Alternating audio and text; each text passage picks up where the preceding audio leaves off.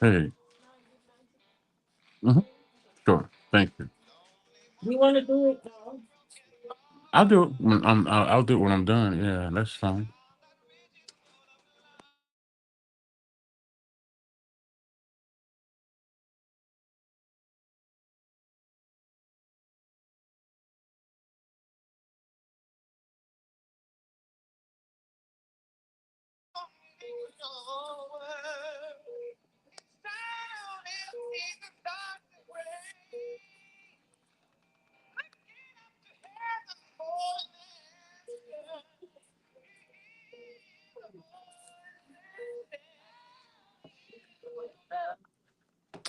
You will know. You will know. I could never figure out whether I was on the headphones, on the tablet, on the phone. Couldn't figure it out. I think I figured it out. But welcome to the Fatherhood Experience. Yeah, I'm on vacation. Nah, I'm just up here healing. Give me a second, real quick. Let me make sure I can hear myself. Because I would hate to know I'm sitting in here just talking and no one can hear me. Okay, it's live. Okay, so yeah, probably asking yourself, let me clear out of all this. Probably asking yourself, what's this really doing in the hospital again?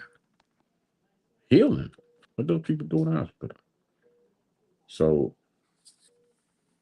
the title of, well, welcome to the Fatherhood Experience, episode number 69. 69. I've been away for 2 weeks, or is it three? I've been away since, yeah, say roughly 3 weeks. So, I wanted to, I knew I would have to come here sooner or later for my kidneys, so I got approved for a kidney transplant. And they were like, y'all like, you just got approved for a heart transplant. No, that was last year at this time. It's 2025. Amazing how God works, just back to back. So I got the kidney about 3 weeks ago. Two, 2 weeks ago. 2 weeks ago. And I've been in here, excuse, since just healing up with some minor complications with the medication. But this healing process is not so intense.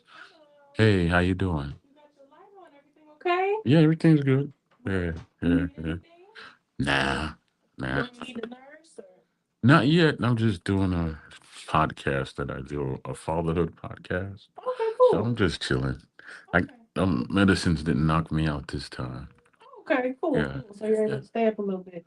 yeah, yeah. Okay. We'll see how long that lasts. That's good. That's good. Mhm. All righty. I just your light was on, so I thought you needed something. Mm-mm. Are you my new nurse? I'm your nurse assistant, Okay, but mm-hmm. okay, okay. Yeah. All right. And what's your name? Jessica. Okay, Mhm. that's easy. I'm gonna remember that. All Yeah. righty. Well, if you need something again, just let me know, okay? Thank you. All right. You have a good night. All right, you too. Thank I'll be up. I'll be up.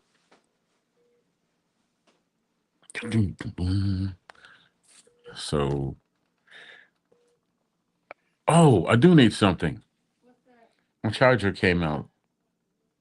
It was plugged in over here somewhere, but all I see is one end and the other end. I don't see my plug. But I know it was plugged in over here somewhere. I It come just, out the wall so easy. yeah, because if it was on this side, it had to be plugged in into one of these machines that had all this. Is there a machine over my head that moves other than, No. no? Yeah, It's see easy. that? Yeah, that's this end and then this end, but this had a head on it. No, it's right here. Okay. It stretched too far, huh? Mm-hmm. Want me to move Mhm. you over this way? Sure. Can we put the seat down or am I good? Let me see if it'll let me Mm-hmm. move it like this. Getting the brakes are on this side. That okay? Yeah, let's see if it'll work. You're closer. It's not pulling as much. Okay. It's plugged back in the wall. Yeah, can you plug that in a little bit more for me? Because Push it in some more. it got me leaning. Yeah, that's good. Okay. Yeah, that was my concern that I All right. wouldn't be able to reach it. All right. Looks like All we're right. set. All right. You want the phone plugged in or you good? Oh, I got it. I got You it. got it in your hand. Mm-hmm. Okay. All right. All right. Thank you. You're welcome. There you go. Yeah.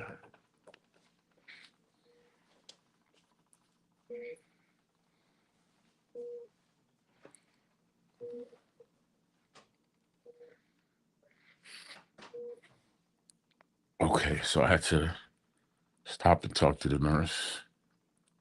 So I forgot what the heck I was saying. Well, let's start off. Welcome to the Fatherhood Experience. The journey continues. Be thankful for your blessings. Where would you be without them? One thing I don't want to think where I'd be without them. I don't want to think where I'd be without support and love. I don't want to think about it. I know that God has a plan. I mean, back to back major organ transplants in 1 year, not two, 24, 25. That's 1 year. 1 year. Right? And I don't know. I got this every time I go through something, I get a different outlook on life. I don't believe I could fly. Not yet. But I do believe it's leading me somewhere, one step closer to where God wants me to be. Where that is, well, I've been helped a lot. So maybe that's going to be my life, helping others while helping yourself. Because a lot of times people have these surgeries and they feel that they're alone and they'll never be what they used to be. They'll never be what you used to be because if you were what you used to be, what would be the need of a new organ? So you're never going to be what you used to be. The transitioning part to becoming what you're going to be, that can be difficult because of doubts. A lot of these medicines give you the tremors, see? But my hands are steady. A lot of times people get it in their head that they'll never be the same. That's the purpose. A lot of times they leave here addicted to painkillers. I didn't take painkillers. They gave me the patch, but I decided how much. If it was this amount is the max, then give me a quarter of that. No oxy, no nothing that's gonna take my line away.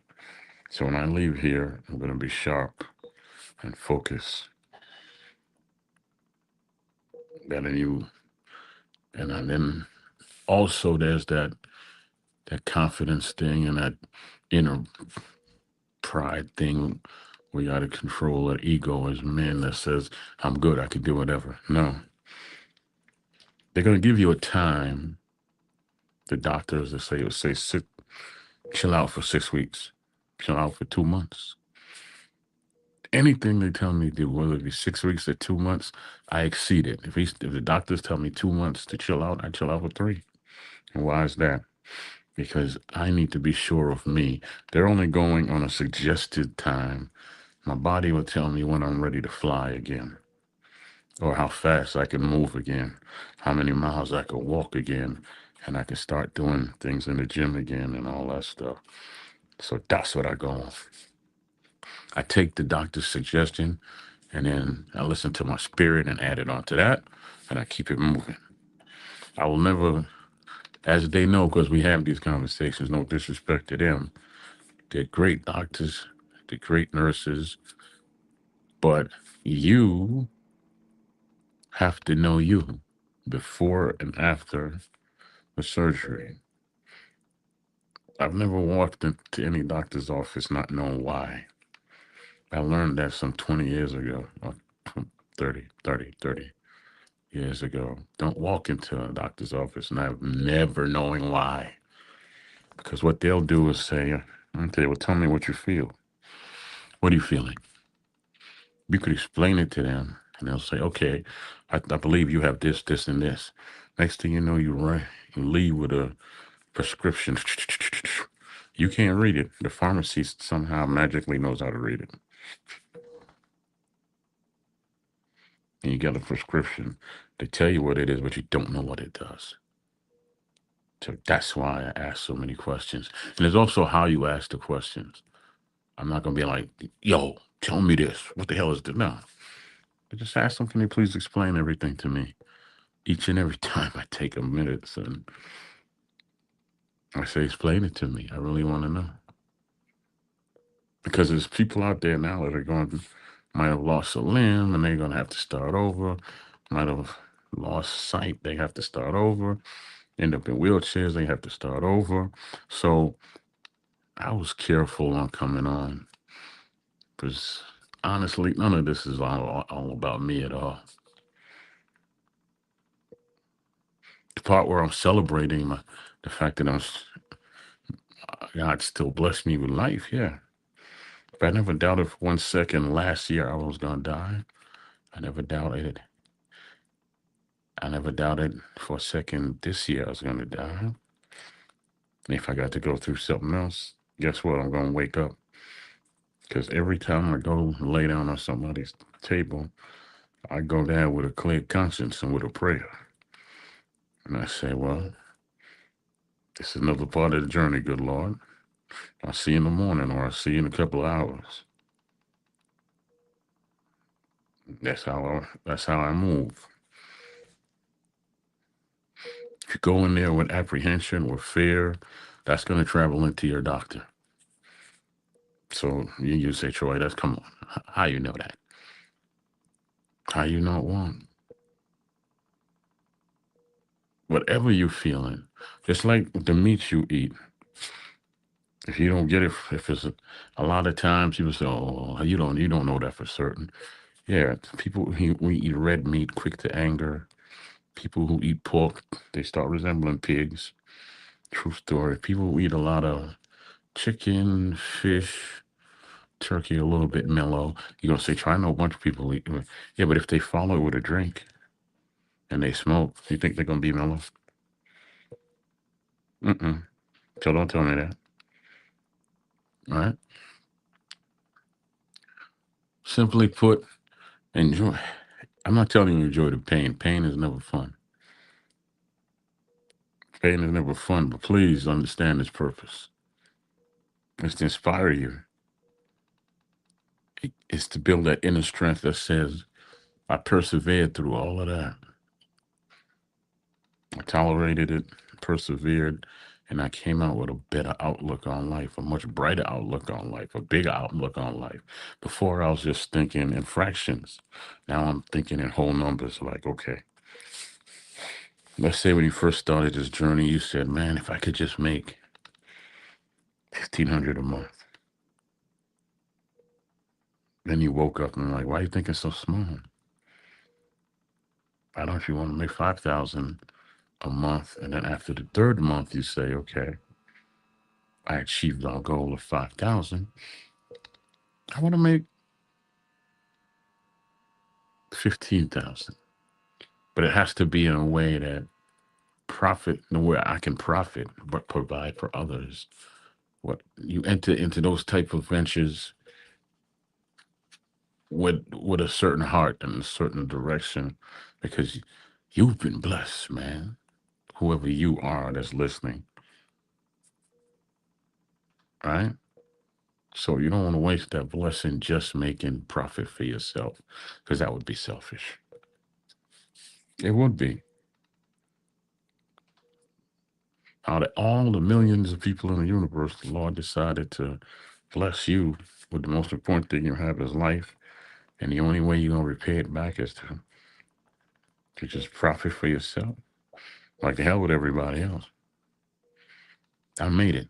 Let them go through their own suffering and make something. This my time. That's partially true. You have to be somewhat self-involved and to be driven, but you cannot be selfish when the Lord has been so selfless to you, you can't. I'm gonna work out. That's why I named the show "Be Thankful for Your Blessings." Take away those blessings. Ask yourself, where would you be? Where would you be? I don't think about it. Yeah, I chew a lot of ice. So that's why, take joy in. I walked today a couple of times around the floor. First time, I'm gonna tell you, I had my first fail day walking. I missed steps. I lost balance twice.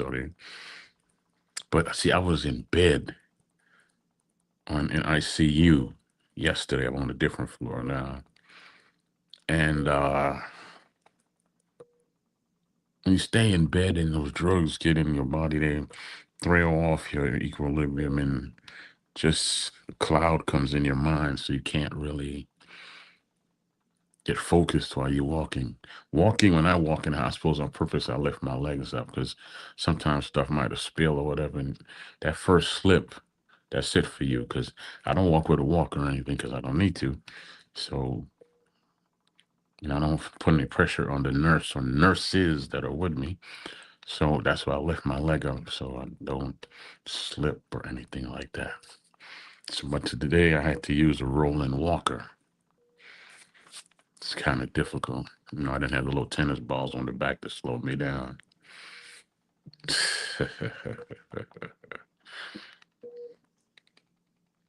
Anyway, all is well, man. I got nothing but joy in my life. Joy in my life. Want to share, want to talk. You know, some people might be listening later. Some people might pop up while I'm on here. Who knows? Whatever. Do me a favor. Just share and subscribe, share. Maybe you know someone. Maybe you're a nurse listening and you have one of these patients that are just down in the dumps. I don't speak with a lot of excitement a lot of times. It's because my nature is to be just this level headed, right? That's a lie. That's really not true. That's one aspect of my nature. That's one aspect of it. I don't like revealing. I reveal, but I don't really give anything away that I think doesn't need to be given away.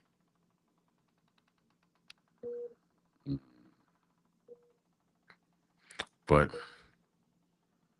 and then when you give away everything, what do you have? You got to save some of that for you. Like, funny story. Every Christmas, by the way, I'm Jamaican. So every Christmas, me and my brother Mark used to go over to Mr. Winston house up in the Bronx, second court. Right?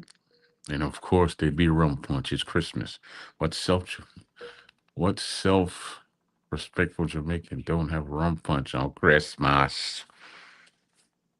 Mind you, we underage for drinking. Underage might be 12 and 15, whatever the case may be. It wasn't considered drinking back in the day because, every culture is different. So he'd be like, Mark, try. Come here. Yes, Mr. Wills. Yes, Mr. Winston. Round punch. Dig in. We looked at him. We looked around. And was like, yeah, how people around here? My grandmother, Mark's mother, So we would go for the first cup, second cup. After the third cup, chest just a bun up, right? So we like Mr. Winston. Mr. Winston come over for the, and he was a teacher. His wife was a nurse, I believe, and he was a teacher. So he's like, try like Mark, try. You love the rum punch? Like, yeah. So Mr. Winston was like, you should. 99% punch, five. No, yeah, 95% punch, 5%. 99% rum, 5% juice. That's why I've never been drunk. At high tolerance. I don't drink today. Never have, never will. But we used to go outside in the middle of winter. I remember those cold day, Christmas days in the snow, no coat. We were on fire. Time we got home, we got into a different type of fire. Like grandmother be like, try. He's over Mr. Winston house. I said, yes, I was. And I was smiling because I was waiting for us to say, you drink off the rum punch? I said, well, I drank some rum punch. Yeah, I did. I did. And she's the one who told me to go for it. I was allowed to go for it, remember? So, drank this rum punch. She's like, sit down. Let me talk to you. So you go all the way to Mr. Winston house and drink off in rum punch. Did you remember to bring in it for your granny? He made a bottle.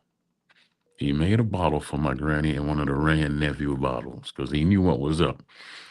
Now she wouldn't have been mad at me if I drank the rum punch. She would have been mad if I came home empty-handed, no food, no rum. So she got food and rum, and we sat and talked. And she said, "You had enough. This is mine." But she did share the food with me because I was a big belly tribe back then. Had to eat.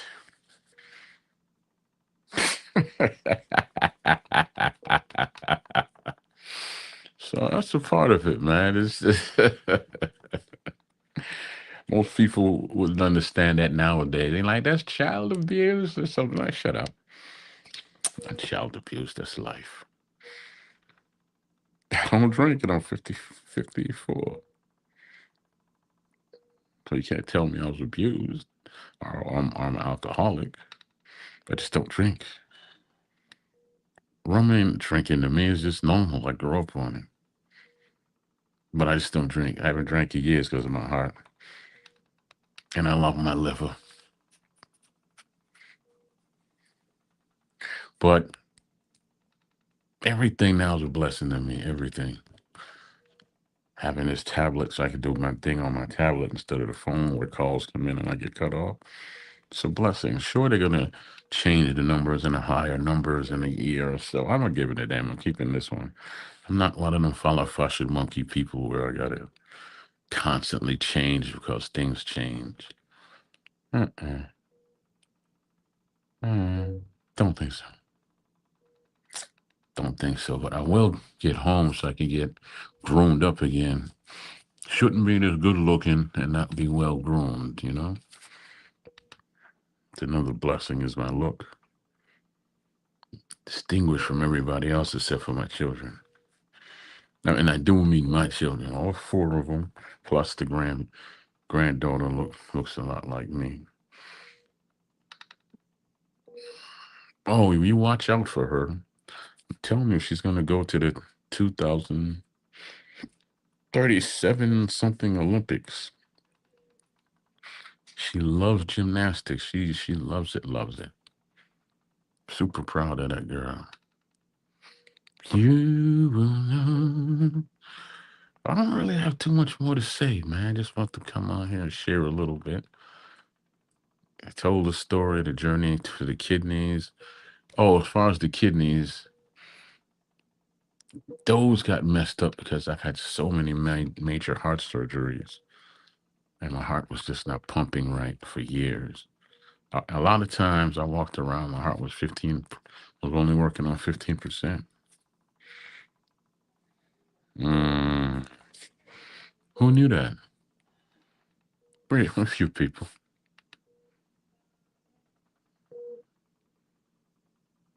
I'm stronger. I keep telling my man that I grew up with, old Jared Brown, that I'm not a $600 million man. They take me apart, put me back together. Blacker, prouder, stronger. That's it. But look, let me not overstay my welcome, y'all. So count your blessings, man. Don't brush them off. Well, don't count your blessings. Embrace them. That pain that you might feel now, that loss, that remember this: where there's loss, there's gain. You know, where there's strain, there's gain. You know, where there's pain, there's change. So don't walk away from it. I want y'all to do something for me. Now, don't go watch Little John's interview on the Breakfast Club. When you see Little John, you're not gonna recognize him. He just won a place. Well, he didn't win. He placed third in a bodybuilding contest. Yeah, that Little John. Yeah, yeah. He's bodybuilding and all that now. He's streamlined. Boy, look like a good model. And it's not the look; it's the mentality that comes out of his mouth. He cries a little bit while he's on there telling his journey from one, all the different. You'll be amazed at a lot of things he did to get where he was. Positive, positive. Yeah, he did the crunk music, but he was basically an alpha function alcoholic. And then it was that Dave Chappelle skit, and his man worked for Dave Chappelle, and he turned Dave Chappelle onto Little John, and he loved it. So then he did the skit, hoping it would spark a response in Little John, and that's how what happened. But he didn't come with any fury for the man for making what seemed light of him. And so he said, "Well, hey, man, we got to work.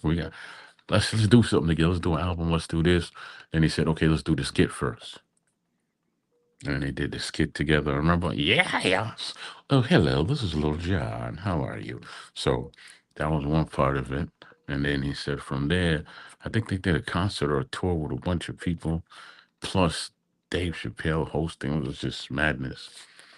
And he told a story about how Puff wanted to smash him. Puff was pissed at him, wanted to get physical. Not baby all physical, take that, physical, right? So, but it was in jest. Everything was just. It was so funny, but everything with a purpose. So y'all should check that out because you're not gonna recognize Little John right now. Breakfast Club, Little John. It was done maybe yesterday, I guess. But look, bless up everyone. I'm gonna bounce off here and go before these alarms start going off and everything. So just take a good look. The blessing is the life. That's what most people think. But the blessing is the journey. And the other part of the blessing is if you learn something from your journey that drives you in life so you could enhance yourself plus help others uplift themselves. And your presence doesn't have to be, you don't have to be physically there to actually uplift others. Speak truth into life, no matter how your tone of voice is or whether a lot of people say, oh, your tone of voice. Who's the foodie brother that used to do MMA? Anybody tell him how many times people told him about his monotone? Think it mattered to him? No. He had a purpose. He just stepped out on faith and he did it. One more thing about him that I appreciate is that he's an honest cat. And don't play with the man. Don't be disrespectful because he's not he's not the type you can push over. I know a fighter when I see one. He's going to take about that much disrespect. Somebody's gonna push him one day. They're gonna be like, "Oh, Keith, is that his name? I forgot the brother's name. He's a good brother." I mean, like they ended up in a naked rare chokeout or whatever they call it. And don't be ashamed of those parts of you either. The good, the bad, the ugly, the rage. Control that, though. Be able to control it. Every man got rage in him. You just need to control it. Don't make it your muse. Just don't let somebody take you so far that you use it. You use their attempts at being petty as your amusement. And as long as you can do it like that, you're gonna live a long life because They want to provoke you, and then when they provoke you, no one ever sees the man who throws the first punch. They see that him getting smashed out by the man who is just retaliating because he couldn't take it no more. Best thing you can do for them is to walk away. And if they follow, give them a warning. Say, look, all due respect, man, I don't want anything. I don't want to do nothing with you. Just leave me alone. If you keep pushing, just put your headphones on and keep chilling. Keep your wits about you. The minute he touches you, make sure he never uses that arm again. Never. Just bring up your knee, break it over your knee. And if you can't do that, knock that shit out of socket. Give him some pain and see if he'll come back. Well, there goes the joy out of this video. Y'all have a good day. And stay blessed, man, and be thankful for your blessings. All right.